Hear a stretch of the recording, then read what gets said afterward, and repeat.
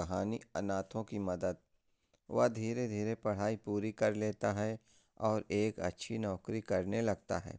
जैसे ही उसे नौकरी मिलती है, वह मन में ठान लेता है कि वह हर मजबूर लोगों की मदद करेगा। जैसे ही उसे कोई परेशान दिखता है, वह उसकी मदद कर देता है। एक दिन जा रहा था तो सड़क के बगल में एक बूढ़ा गिर पड़ा। वह उसे देखते ही उठाने गया। पूछने पर पता चला कि उसके आँख से दिखाई नहीं देता है। इतने पैसे नहीं हैं कि वह अपनी आँख खुलवा सके। वहाँ पर एक ठेले पर उसकी पत्नी कुछ सामान, खाने का सामान बेचकर अपना गुजारा करती है। वह तुरंत उसकी आँख खुलवाने की व्यवस्था करता है और उस बूढ़े की आँख खुलवाता है और उसे खाने के लिए कुछ पैसे भी देता है, जिससे आँख में कोई कमी न हो, पूरी तरह से ठीक हो जाए। इसी तरह से उसे एक लड़की की शादी नहीं हो रही थी। उसका पिता बहुत गरीब था, तो उसे जितना पैसा शादी में कम पड़ रहा था, उतना पैसा उसे दे दिया। तब जाकर उस लड़की की शादी हुई। इसी तरह से एक आदमी का सारा पैसा बीमारी में लग जाता है और वह कंगाल हो जाता है, तो उससे उसने पैसे देकर एक छोटा सा बिजनेस करा दिया। हर रोज़ किसी न किसी का भला करता रहता।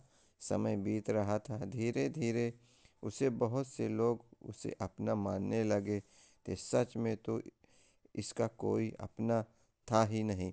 वह एक कोठरी में रहता था। उस कोठरी में एक खाट थी और कुछ बर्तन खाना बनाने के लिए। बाकी सब कुछ वीरान था। ना कोई आगे ना कोई पीछे, जाने किसके लिए जी रहा था। उसने सोचा शादी कर लो। फिर सोचा कि अनाथ को कौन अपनी बेटी देगा, इसलिए वह कभी शादी की चर्चा ही नहीं की करता था। धीरे धीरे समय बीत रहा था। एक दिन वह अपनी ऑफिस से आ रहा था। रास्ते में उसकी बाइक पंचर हो गई। वहाँ पर कोई आसपास दुकान नहीं थी। वह गाड़ी से पैदल ही लेकर आ रहा था। गर्मी का दिन था, धूप तेज थी। दोपहर का समय था। करीब 1 किलोमीटर चलने पर सड़क पर उसे एक चाय की दुकान दिखी। वह बहुत थक चुका था। दुकान के पास पहुँच कर बाइक खड़ी कर देता है, सिर नीचे करके बैठ गया। एक चाय का ऑर्डर दे दिया। कुछ देर बाद जब चाय आई तो एक लड़की लेकर आई और बोली, लीजिए चाय। फिर सिर ऊपर करके लड़की को देखते हुए चौंक कर बोला, आप यहाँ पर चाय बेचती है? हाँ, मैं ही चाय बेचती हूँ। चाय पीते हुए बातें करने लगा। पूछने पर पता चला कि उसके माँ बाप का एक्सीडेंट में मौत हो गया है और उसकी एक बहन भी है। उसने पूछा, शादी क्यों नहीं की? तो वह बोली, जब पसंद का लड़का मिल जाएगा तो शादी कर लूँगी। उसने कहा कि आप बुरा ना मानो तो मैं एक बात कहूँ? वह बोली, कहो। तो उसने कहा, आप मुझसे शादी कर लो, मैं बहुत खुश रखूँगा तुम्हें। वह इतना तुरंत बोलने पर आग बबूला हो गई। शादी की बात सुनकर लड़की आग बबूला हो गई। तेरे जैसे न जाने कितने आए हैं, मजबूरी का फ़ायदा उठाते हैं। चल निकल, दोबारा यहाँ दिखाई मत देना। धक्के देकर दुकान से बाहर करती है। तभी वहाँ पर एक आदमी आ जाता है। सारी बात जानकर लड़की का पाँव पकड़ लेता है और कहता है, मान जाओ, ये आदमी बहुत ही अच्छा है।